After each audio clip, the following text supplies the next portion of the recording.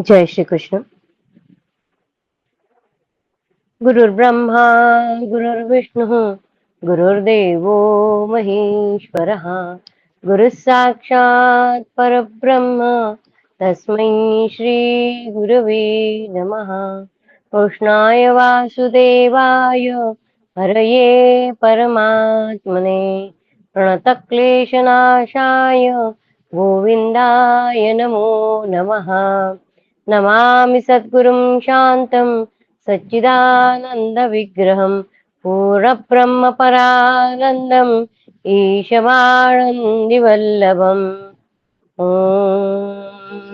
पार्थाय प्रतिबोधितां भगवता नारायणेन स्वयं व्यासेन कृतितां पुराणमुनिना मध्ये महाभारतम् अद्वैतामृतवर्षिणीं भगवती अष्टादशाध्यायिनीम् अम्ब त्वामनुसन्दधामि भगवद्गीते भवद्वेषिणी।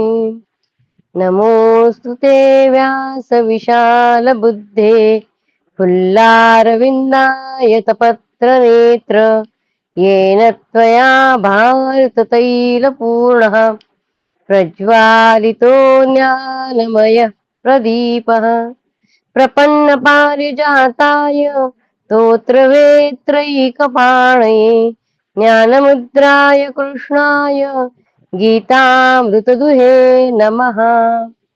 नारायणं नमस्कृत्य नरं चैव नरोत्तमं देवीं सरस्वतीं व्यासं ततो जयमुदीरये। जय श्री कृष्ण। अथ त्रयोविंशत्यधिक-द्विशततमोऽध्यायः। इंद्र के द्वारा केशी के हाथ से देवसेना का उद्धार। वैशंपायन जी कहते हैं, जन्मेजय, यह धर्मयुक्त कल्याणमयी कथा सुनकर धर्मराज युधिष्ठिर ने पुनः उन तपस्वी मुनि मार्कंडेय जी से पूछा। युधिष्ठिर बोले, मुने कुमार स्कंद का जन्म कैसे हुआ? स्कंद का जन्म कैसे हुआ? वे अग्नि के पुत्र किस प्रकार हुए? भगवान शिव से उनकी उत्पत्ति किस प्रकार हुई? स्कंद कार्तिकेय, शिव से उनकी उत्पत्ति किस प्रकार हुई तथा वे गंगा और 6 कृत्तिकाओं के गर्भ से कैसे प्रकट हुए? मैं यह सुनना चाहता हूँ, इसके लिए मेरे मन में बड़ा कौतूहल है। मार्कंडेय जी ने कहा, निष्पाप युधिष्ठिर, मैंने तुमसे अग्नियों के विविध वंशों का वर्णन किया। अब तुम परम बुद्धिमान कार्तिकेय के जन्म का वृत्तांत सुनो। अद्भुत अग्नि के अद्भुत पुत्र कार्तिकेय के बल और तेज असीम है। उनका जन्म ब्रह्मर्षियों के पत्नियों के गर्भ से हुआ है। वे अपने उत्तम यश को बढ़ाने वाले तथा ब्राह्मण भक्त है। मैं उनके जन्म का वृत्तांत बता रहा हूँ, सुनो। पूर्व काल की बात है, देवता और असुर युद्ध के लिए उद्यत हो एक दूसरे को अस्त्र शस्त्रों द्वारा चोट पहुंचाया करते थे। उस संघर्ष के समय भयंकर रूप वाले दानव सदा ही देवताओं पर विजय पाते थे। दानव देवताओं पर सदा ही विजय पाते थे। जब इंद्र ने देखा कि दानव बार बार देवताओं की सेना का वध कर रहे हैं, तब उन्हें एक सुयोग्य सेनापति की आवश्यकता हुई। इसके लिए वे बहुत चिंतित हुए। उन्होंने सोचा, मुझे ऐसे पुरुष का पता लगाना चाहिए जो बलवान हो और पराक्रम का आश्रय ले, देवताओं की उस सेना का जिनका दानव नाश कर देते हैं उसका संरक्षण। ऐसा सेनापति चाहिए जो दानव बार बार देवताओं के सेना का नाश कर रहे हैं, तो दानवों का नाश कर सके, ऐसा सेनापति चाहिए। इसी बात को बार बार विचार करते हुए इंद्र मानस पर्वत पर गए। वहां उन्हें एक स्त्री के मुख से निकला हुआ एक भयंकर आर्तनाद सुनाई दिया। वह कह रही थी, कोई वीर पुरुष दौड़कर आए और मेरी रक्षा करे। वह मेरे लिए ही पति प्रदान करे, वह मेरे लिए पति प्रदान करे या स्वयं ही मेरा पति हो जाए। यह सुनकर इंद्र ने उससे कहा, भद्रे, डरो मत, अब तुम्हें कोई भय नहीं है। ऐसा कहकर जब उन्होंने उधर दृष्टि डाली, तब केशी दानव सामने खड़ा दिखाई दिया। उसके उसने मस्तक पर किरीट धारण कर रखा था। उसके हाथ में गदा थी और वह एक कन्या का हाथ पकड़े विविध धातुओं से विभूषित पर्वत सा जान पड़ता था। यह देख इंद्र ने उससे कहा, रे नीच कर्म करने वाले दानव, तू कैसे इस कन्या का अपहरण करना चाहता है? समझ ले, मैं वज्रधारी इंद्र हूँ। अब इस अबला को सताना छोड़ दे। केशी बोला, इंद्र, तू ही इसे छोड़ दे, मैंने इसका वर्ण कर लिया है। केशी नाम का दानव बोला, ऐसा करने पर ही तू जीता जागता अपनी अमरावती पुरी को लौट सकता है। एक मिनट, तू इसे छोड़ दे, मैंने इसका वर्ण कर लिया है। ऐसा करने पर ही, यानी छोड़ने के पर ही, तू जीता जाता अपने अमरावतीपुरी को लौट सकता है। ऐसा कहकर केशी ने इंद्र का वध करने के लिए अपनी गदा चलाई, परंतु इंद्र ने अपने वज्र द्वारा उस आती हुई गदा को बीच से ही काट डाला। तब केशी ने कुपित होकर इंद्र पर पर्वत की चट्टान फेंकी। राजन, उस शैल शिखर को अपने ऊपर गिरता देख इंद्र ने वज्र से उसके टुकड़े टुकड़े कर दिए। वह चूर चूर होकर पृथ्वी पर गिर पड़ा। उस समय गिरते हुए उस शिलाखंड ने केशी को ही भारी चोट पहुंचाई। उस आघात से अत्यंत पीड़ित हो वह दानव उस परम सौभाग्यशालिनी कन्या को छोड़कर भाग गया। उस असुर के भाग जाने पर इंद्र ने उस कन्या से पूछा, सुमुखी, तुम कौन हो, किसकी पुत्री हो और यहाँ क्या करती हो? इति श्री महाभारते वन पर्वणि मार्कंडेय समस्या पर्वणि आंगिरसोपाख्याने स्कंदोत्पत्तौ केशि पराभवे त्रयोविंशत्यधिक-द्विशततमोऽध्यायः। कृष्णाय वासुदेवाय हरये परमात्मने प्रणतक्लेशनाशाय गोविन्दाय नमो नमः। ओम नमो भगवते वासुदेवाय। ओम नमो भगवते वासुदेवाय। अथ चतुर्विंशत्यधिक-द्विशततमोऽध्यायः। इंद्र का देवसेना के साथ ब्रह्मा जी के पास तथा ब्रह्मर्षियों के आश्रम पर जाना, अग्नि का मोह और वनगमन। कन्या बोली, देवेंद्र, मैं प्रजापति की पुत्री हूँ, मेरा नाम देवसेना है। मेरे बहन का नाम दैत्य सेना, मेरा नाम देवसेना है, मेरे बहन का नाम दैत्य सेना है, जिसे इस केशी ने पहले ही हर लिया था। हम दोनों बहनें अपने सखियों के साथ प्रजापति की आज्ञा लेकर सदा क्रीड़ा विहार के लिए इस मानस पर्वत पर आया करती थी। महान असुर केशी प्रतिदिन यहाँ आकर हम दोनों को हर ले जाने के लिए फुसलाया करता था। दैत्य सेना इसे चाहती थी, परंतु मेरा इस पर प्रेम नहीं था।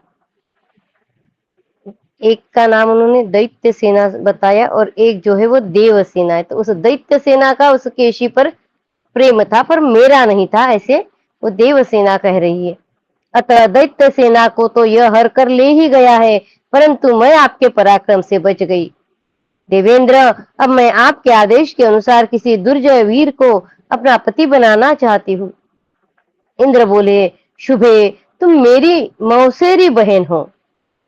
मेरी माता भी दक्ष की ही पुत्री है।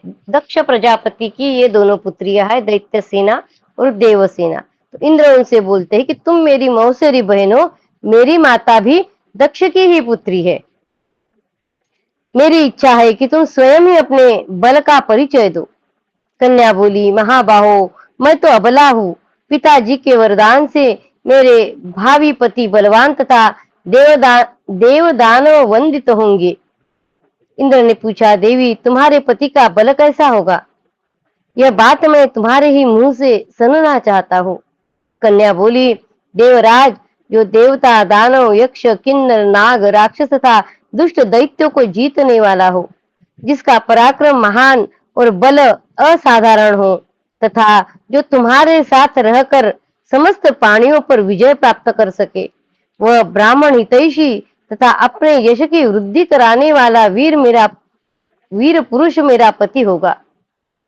मार्कंडेय जी कहते हैं, राजन, देवसेना की बात सुनकर इंद्र अत्यंत दुखी हो सोचने लगे, इस देवी को जैसा यह बता रही है वैसा पति मिलना संभव नहीं जान पड़ता है।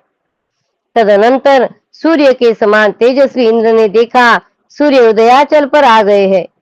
महाभाग चंद्रमा भी सूर्य में ही प्रवेश कर रहे हैं। अमावस्या आरंभ हो गई थी। उस रौद्र भयंकर मुहूर्त में उसी उदयगिरी के शिखर पर उन्हें देवासुर संग्राम का लक्षण दिखाई दिया। ऐश्वर्यशाली इंद्र ने देखा पूर्व संध्या यानी प्रभात का समय है। प्राची के आकाश में लाल रंग के घने बादल घिर आए हैं और समुद्र का जल भी लाल लाल ही दृष्टिगोचर हो रहा है। भृगु तथा अंगिरा गोत्र के ऋषियों द्वारा पृथक पृथक मंत्र पढ़कर हवन किए हुए भविष्य को ग्रहण करने के लिए अग्निदेव भी सूर्य में ही प्रवेश करते हैं। उस समय भगवान सूर्य के निकट 24वां पर्व उपस्थित था। अर्थात पहले जिस अमावस्या पर्व में देवासुर संग्राम हुआ था, संग्राम हुआ था, उससे पूरे 1 वर्ष के बाद पुनः वैसा ही अवसर आया था। धर्म की अर्थात होम और संध्या के वेला पर वह रौद्र मुहूर्त उपस्थित था और चंद्रमा सूर्य की राशि में स्थित हो गए थे। इस प्रकार चंद्रमा और सूर्य की एकता, एक राशि पर स्थिति तथा रौद्र मुहूर्त का संयोग देख कर इंद्र मन ही मन इस प्रकार चिंतन करने लगे। अहो, इस समय चंद्रमा और सूर्य पर यह भयंकर घेरा दिखाई दे रहा है। इससे सूचित होता है कि रात बीतते बीतते भारी युद्ध छिड़ जाएगा। वही तिथि आ रही है, वही समय, 1 साल के बाद वही ग्रहों की स्थिति वहां पे दिख रही है। इसलिए इंद्र को लगता है इस समय चंद्रमा और सूर्य पर यह भयंकर घेरा दिखाई दे रहा है। इससे सूचित होता है कि रात बीतते बीतते भारी युद्ध छिड़ जाएगा। यह सिंधु नदी भी उल्टी धारा में बहकर रक्त के स्रोत बहा रही है। सियारिन मुंह से आग उगलती हुई सूर्य की ओर देख कर रोती है। अनेक योगों का यह भयंकर तथा महान संघात तेज से आलोकित हो रहा है। अग्नि और सूर्य के साथ चंद्रमा का यह अद्भुत समागम दृष्टिगोचर होता है। जान पड़ता है इस समय चंद्रमा जिस पुत्र को जन्म देंगे वही इस देवी का पति होगा, अथवा अग्नि भी इन सभी अभिष्ट गुणों से युक्त है, वे भी देवकोटि में ही है। अतः ये यदि किसी बालक को उत्पन्न करे तो वही इस देवी का पति होगा। ऐसा सोच विचार कर ऐश्वर्यशाली इंद्र उस समय उस देवसेना को साथ ले ब्रह्मलोक में गए और ब्रह्मा जी से इस प्रकार बोले, भगवान, आप इस देवी के लिए कोई अच्छे स्वभाव का शूरवीर पति प्रदान कीजिए। ब्रह्मा जी ने कहा, दानवसूदन, इस विषय में तुमने जो विचार किया है वही मैंने सोचा है। वैसा होने पर ही एक महान पराक्रमी बलवान वीर का प्रादुर्भाव होगा। शतक्रतो वही तुम्हारे साथ रहकर देवसेना का पराक्रमी सेनापति होता। वही तुम्हारे साथ रहकर देवसेना का पराक्रमी सेनापति होगा और वही इस देवी का भी पति होगा। इंद्र तो ढूंढ ही रहे थे किसी को मैं सेनापति बनाऊंगा तो फिर दानवों से हमारा संरक्षण हो सकेगा। तो बता रहे कि वही तुम्हारे साथ रहकर सेना का पराक्रमी सेनापति होगा और वही इस देवी का भी पति होगा। यह सुनकर देवराज इंद्र ब्रह्मा जी को नमस्कार करके उस कन्या को साथ ले जहां महान शक्तिशाली वशिष्ठ आदि श्रेष्ठ ब्राह्मण एवं देवर्षि थे वहां उनके आश्रम पर आए। उन दिनों वे महर्षिगण जो यज्ञ कर रहे थे उसमें भाग लेने के लिए तथा सोमपान करने के लिए इंद्र आदि सभी देवता वहां पधारे थे। उन सब के मन में सोमपान की इच्छा थी। उन महात्मा ऋषियों ने प्रज्वलित अग्नि में शास्त्रीय विधि से इष्टि का संपादन करके संपूर्ण देवताओं के लिए भविष्य की आहुति दी। भरत श्रेष्ठ मंत्रों द्वारा आवाहन होने पर वे अद्भुत नामक अग्नि सूर्य मंडल से निकलकर मौन भाव से वहां आए और ब्रह्मर्षियों द्वारा मंत्रोच्चारण पूर्वक विधिवत हवन किए हुए भांति भांति के हवनीय पदार्थों को उन महर्षियों से प्राप्त करके उन्होंने संपूर्ण देवताओं की सेवा में अर्पित किया। देवताओं को भविष्य पहुंचाकर जब अग्निदेव वहां से जाने लगे तब उनकी दृष्टि उन महात्मा सप्त ऋषियों की पत्नियों पर पड़ी। वो जो अद्भुत नाम का अग्नि था, उन्होंने देवताओं को हविष्य पहुंचाकर वहां से जो चले, अग्निदेव वहां से जाने लगे, तब उनकी दृष्टि उन महात्मा सप्तऋषियों के पत्नियों पर पड़ी।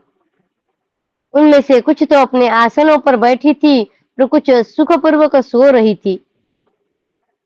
उनकी अंग कांति स्वर्णमयी दिव्येदी के समान गौर थी।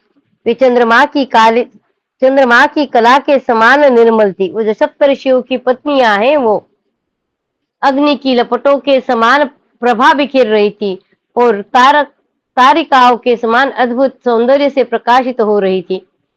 इस प्रकार वह आसक्ति युक्त मन से उन ब्रह्मर्षियों की पत्नियों को देखकर अग्निदेव की सारी इंद्रियां क्षोभ से चंचल हो उठी। वे सर्वथा काम के अधीन हो गए। अद्भुत नाम का अग्नि था वह। फिर उन्होंने मन ही मन विचार किया, मेरा यह कार्य कदापि उचित नहीं है। मेरे मन में विचार आ गया है, इन ब्रह्मर्षियों की पत्नियां पतिव्रता है, ये मुझे बिल्कुल नहीं चाहती है, तो भी मैं इनकी कामना करता हूँ। मैं अकारण न तो इन्हें देख सकता हूँ और न इनका स्पर्श ही कर सकता हूँ। ऐसी दशा में यदि मैं गार्हपत्य अग्नि में प्रविष्ट हो जाऊं, तो बार बार इनके दर्शन का अवसर पा सकता हूँ। मार्कंडेय जी कहते हैं, राजन, ऐसे निश्चय करके अग्निदेव गार्हपत्य अग्नि का आश्रय लिया और अपनी लपटों से स्वर्ग की कांति वाली उन ऋषि पत्नियों का स्पर्श तथा दर्शन सा करते हुए बड़ी प्रसन्नता का अनुभव करने लगे। इस प्रकार बहुत देर तक वहां टिके रहकर अग्निदेव काम के वश में हो गए। वे अपना हृदय उन सुंदरियों पर निछावर करके उनसे मिलने की कामना कर रहे थे।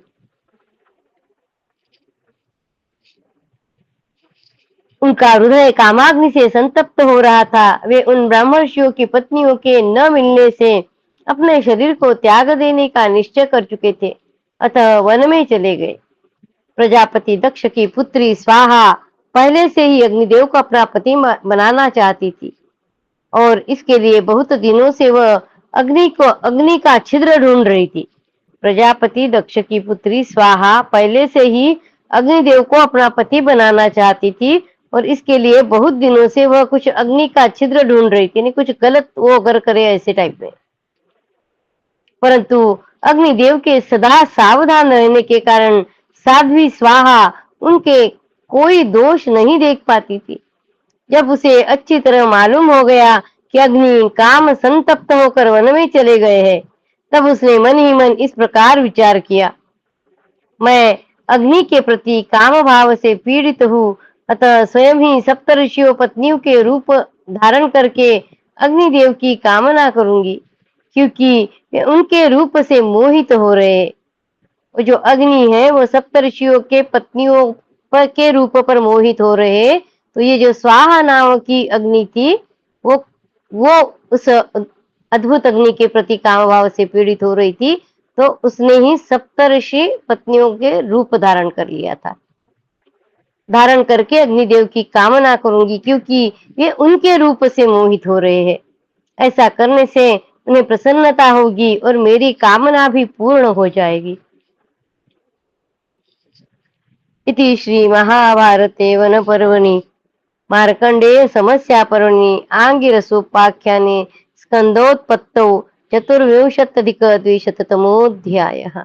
कृष्णाय वासुदेवाय हरये परमात्मने प्रणतक्लेशनाशाय गोविन्दाय नमो नमः। गोविन्दाय नमो नमः। ओम नमो भगवते वासुदेवाय। ओम नमो भगवते वासुदेवाय। अतः पंचविंशत्यधिक-द्विशततमोऽध्यायः। स्वाहा का मुनि पत्नियों के रूपों में अग्नि के साथ समागम, स्कंद की उत्पत्ति तथा उनके द्वारा क्रौंच आदि पर्वतों का विदारण। मार्कंडेय जी कहते हैं, नरेश्वर अंगिरा की पत्नी शिवा शील रूप और सद्गुणों से संपन्न थी। अंगिरा की पत्नी शिवा शील रूप और सद्गुणों से संपन्न थी। सुंदरी स्वाहा देवी पहले उसी का रूप धारण करके अग्निदेव के निकट गई और उनसे इस प्रकार बोली, अग्नि, मैं काम वेदना से संतप्त हूँ, तुम मुझे अपने हृदय में स्थान दो।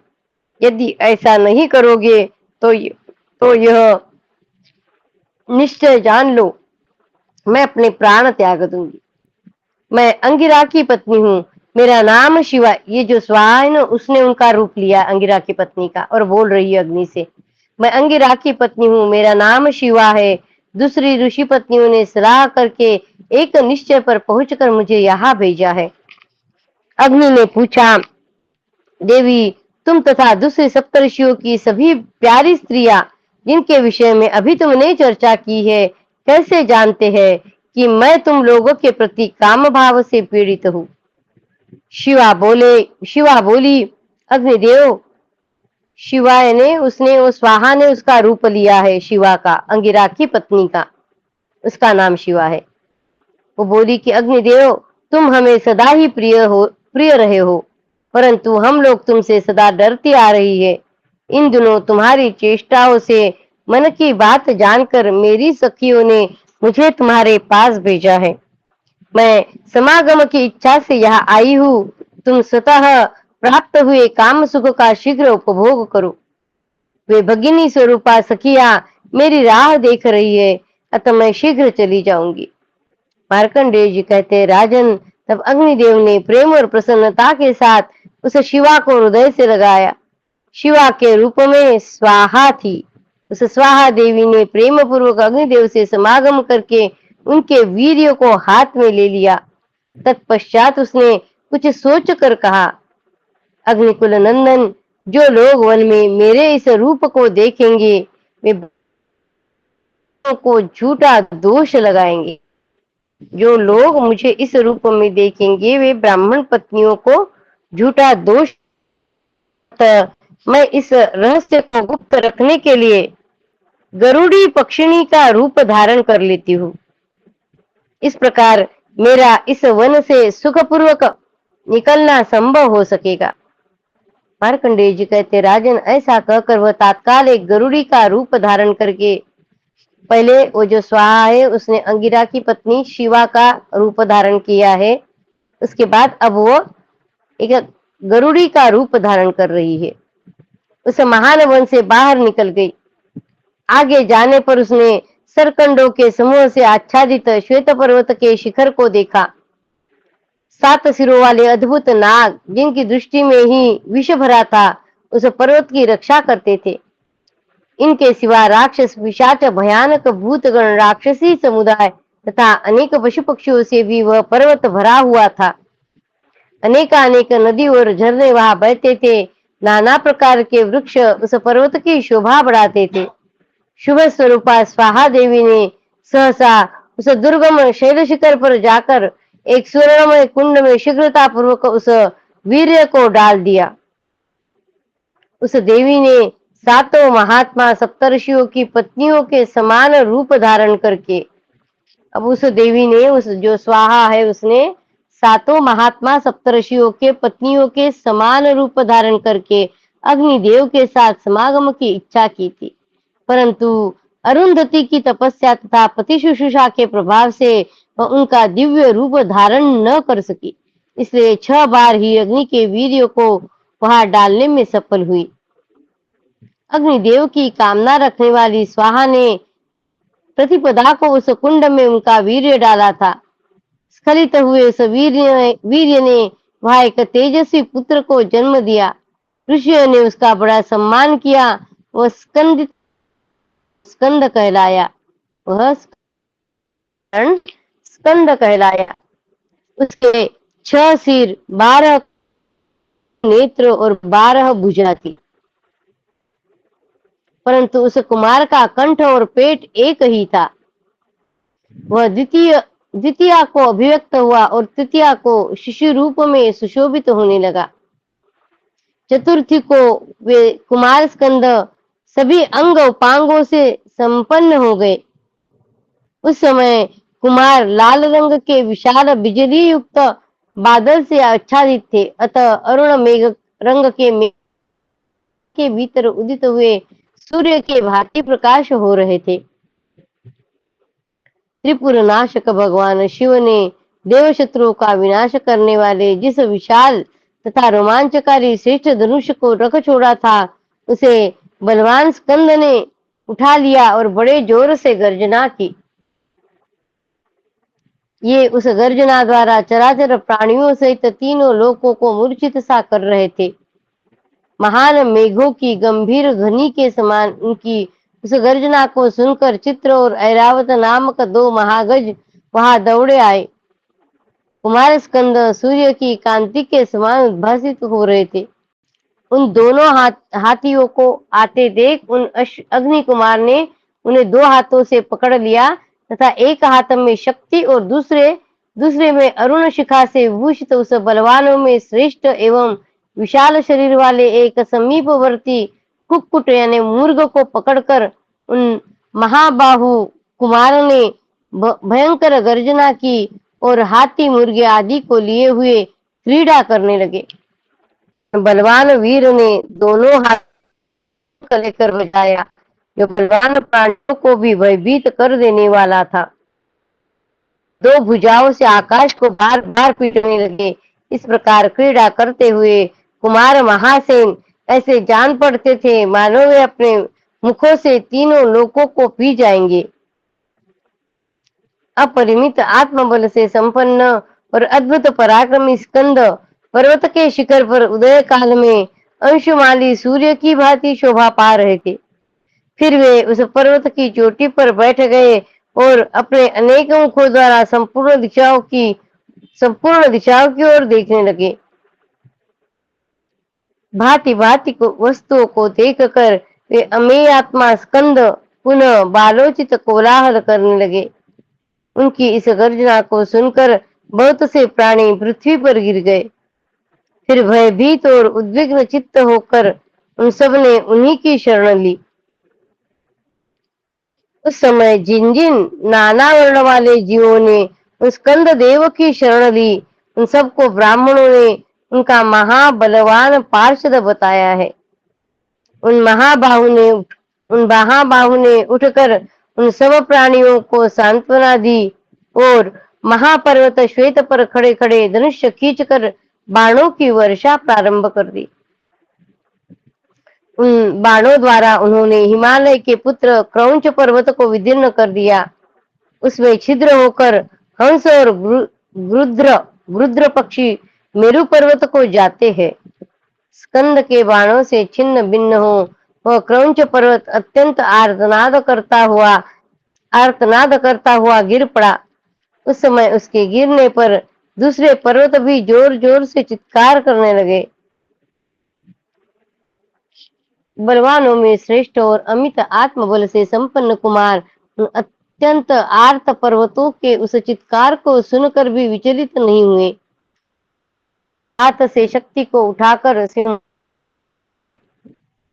उन महात्मा ने उस समय अपनी चमचम चलाई और उसके द्वारा श्वेतगिरी के भयानक शिखर को बड़े वेग से विदीर्ण कर डाला। इस प्रकार कार्तिकेय द्वारा शक्ति के आघात से विदीर्ण होकर श्वेत पर्वत उन महात्मा के भय से डर गया और दूसरे पर्वतों के साथ इस पृथ्वी को छोड़कर आकाश में उड़ गया। इससे पृथ्वी को बड़ी भारी पीड़ा हुई। वह सब ओर से फट गई और पीड़ित की शरण में जाने पर पुनः बलवती हो शोभा पाने लगी। तत्पश्चात पर्वतों ने भी उन्हीं के चरणों में मस्तक झुकाया और फिर पृथ्वी पर आ गए। तभी से लोग प्रत्येक मास के शुक्ल पक्ष की पंचमी को स्कंद देव का पूजन करने लगे। इति श्री महाभारते वन पर्वणि मार्कंडेय समस्या पर्वणि आंगिरस कुमारोत्पत्तो पंचविंशत्यधिक-द्विशततमोऽध्यायः। कृष्णाय वासुदेवाय हरये परमात्मने प्रणतक्लेशनाशाय गोविन्दाय नमो नमः। ओम नमो भगवते वासुदेवाय। ओम नमो भगवते वासुदेवाय। अथ षड्विंशत्यधिक-द्विशततमोऽध्यायः। विश्वामित्र का स्कंद और कार्तिकेय एक ही है। विश्वामित्र का स्कंद के जातकर्मादि 13 संस्कार करना और विश्वामित्र के समझाने पर भी ऋषियों को अपनी पत्नियों का स्वीकार न करना तथा अग्निदेव आदि के द्वारा बालक स्कंद की रक्षा करना। मार्कंडेय जी कहते हैं, राजन, उन महान धैर्यशाली और महाबली महासेन के जन्म लेने पर भांति भांति के बड़े भयंकर उत्पात प्रकट होने लगे। स्त्री पुरुषों का स्वभाव विपरीत हो गया। सर्दी आदि द्वंद्वों में भी अद्भुत परिवर्तन दिखाई देने लगा। ग्रह, दिशाएं और आकाश ये सब जलने लगे और पृथ्वी जोर जोर से गर्जना सी करने लगी। लोकहित की भावना रखने वाले महर्षि चारों ओर अत्यंत भयंकर उत्पात देखकर उद्विग्न हो उठे और जगत में शांति बनाए रखने के लिए शास्त्रीय कर्मों का अनुष्ठान करने लगे। जगत में शांति बनाए रखने के लिए शास्त्रीय कर्मों का अनुष्ठान करने लगे। उस चैत्र रथ नामक वन में जो लोग निवास करते थे वे कहने लगे, अग्नि ने सप्तर्षियों की 6 पत्नियों के साथ समागम करके हम लोगों पर यह बहुत बड़ा अनर्थ लाद दिया है। चैत्र रथ नामक वन में जो लोग निवास करते थे वो कहने लगे कि अग्नि ने सप्तर्षियों की 6 पत्नियों के साथ समागम कर हम लोगों पर यह बहुत बड़ा अनर्थ लाद दिया है। दूसरे लोगों ने उस गरुड़ी पक्षिणी से कहा, तूने ही तो यह अनर्थ उपस्थित किया है। वो जो स्वाहा है वही पहले अंगिरा की पत्नी शिवा बनी, फिर वही उन 6 ऋषि की पत्नी बनी, फिर वही गरुड़ी पक्षिणी बनकर वहां से चली गई। उसी को ये लोग कह रहे हैं कि उस गरुड़ी पक्षिणी से कहा, तूने ही यह अनर्थ उपस्थित किया है। यह उन लोगों का विचार था जिन्होंने स्वाहा देवी को गरुड़ी के रूप में जाते देखा था। लोग ये नहीं जानते थे ये सारा कार्य स्वाहा ने किया है। गरुड़ी ने लोगों की बातें सुनकर कहा, यह मेरा पुत्र है। फिर उसने धीरे से स्कंद के पास जाकर कहा, बेटा, मैं तुम्हें जन्म देने वाली माता हूँ। इधर सप्तऋषियों ने जब यह सुना कि हमारी 6 पत्नियों के संग से अग्निदेव के यहाँ एक महातेजस्वी पुत्र उत्पन्न हुआ है, तब उन्होंने अरुंधति देवी के सिवा अन्य 6 पत्नियों को त्याग दिया। सप्तऋषियों में से एक नहीं गई थी, तो वो अरुंधति थी जैसे, तो बाकी 6 पत्नियों को उन सप्तऋषियों ने त्याग दिया, क्योंकि उस वन के निवासियों ने उस समय 6 पत्नियों के गर्भ से ही उस बालक की उत्पत्ति बताई थी। राजन, यद्यपि स्वाहा ने सप्तऋषियों से बार बार कहा यह मेरा पुत्र है, मैं इसके जन्म का रहस्य जानती हूँ। लोग जैसी बात उड़ा रहे हैं वैसी नहीं है, तो भी वे सहसा उसकी बात पर विश्वास न कर सके। महामुनि विश्वामित्र जब सप्तर्षियों की इष्टि पूर्ण कर चुके, तब वे भी काम पीड़ित अग्नि के पीछे पीछे गुप्त रूप से चल दिए थे। उस समय कोई उन्हें देख नहीं पाता था। विश्वामित्र मुनि को उस समय उन्हें कोई देख नहीं पाता था, अतः उन्होंने यह सारा वृत्तांत यथार्थ रूप से जान लिया। विश्वामित्र जी सबसे पहले कुमार कार्तिकेय के शरण में गए तथा उन्होंने महासेन की दिव्य स्तोत्रों द्वारा स्तुति भी की। उन महामुनि ने कुमार के सारे मांगलिक कृत्य संपन्न किए, जात कर्म आदि 13 क्रियाओं का भी अनुष्ठान किया। विश्वामित्र जी ने स्कंद की महिमा, उनके द्वारा कुक्कुट पक्षी का धारण, देवी के समान प्रभावशालिनी शक्ति का ग्रहण तथा पार्षदों का वरण आदि कुमारों के सभी कार्य को विश्वामित्र ने लोकहित के लिए आवश्यक सिद्ध किया। अतः विश्वामित्र मुनि कुमार के अधिक प्रिय हो गए। महामुनि विश्वामित्र ने यह जान लिया था कि स्वाहा ने अन्य ऋषि पत्नियों के रूप धारण करके अग्निदेव से संबंध स्थापित किया। उन बिचारी पत्नियों ने कुछ किया ही नहीं था, ये स्वाहा ही उन ऋषि पत्नियों का रूप धारण करके उस अग्निदेव से उसने समागम किया है। इसलिए उन्होंने सब ऋषियों से कहा, आपकी स्त्रियों का कोई अपराध नहीं है। अपने मुख से यथार्थ बात जानकर भी ऋषियों ने अपने पत्नियों को सर्वथा त्याग ही दिया, क्योंकि ये स्वाहा जान गई थी कि ये जो अग्निदेव है, इनको ऋषि पत्नियां पर उनका मन आ गया है। इसलिए उसने उन ऋषि पत्नियों का रूप लेकर स्वाहा ने अग्निदेव से समागम किया। फिर अभी वो उनके जो पति है वो उनसे नाराज है, तो वो बता भी रही है कि आपकी स्त्रियों का कोई अपराध नहीं है। उनके मुख से यथार्थ बात जानकर भी ऋषियों ने अपने पत्नियों को सर्वथा त्याग ही दिया। मार्कंडेय जी कहते हैं, राजन, उस समय स्कंद के जन्म और बल पराक्रम का समाचार सुनकर सब देवताओं ने एकत्र हो इंद्र से कहा, देवेश्वर, स्कंद का बल असह्य है, शीघ्र उन्हें मार डालिए, विलंब न कीजिए। महाबली इंद्र, यदि आप इन्हें अभी नहीं मारते हैं तो ये त्रिलोकी को, हम सबको तथा आपको भी अपने वश में करके देवेंद्र बन बैठेंगे। तब इंद्र ने व्यथित होकर उन देवताओं से कहा, देवताओं, यह बालक बड़ा बलवान है, यह लोक सृष्टा ब्रह्मा को भी युद्ध में पराक्रम करके मार सकता है, अतः मुझ में इस बालक को मारने का साहस नहीं है।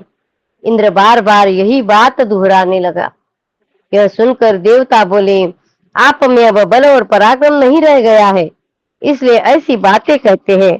हमारी राय है कि संपूर्ण लोक मातृकाएं स्कंद के पास जाए, ये इच्छानुसार पराक्रम प्रकट कर सकती है, अतः स्कंद को मार डाले।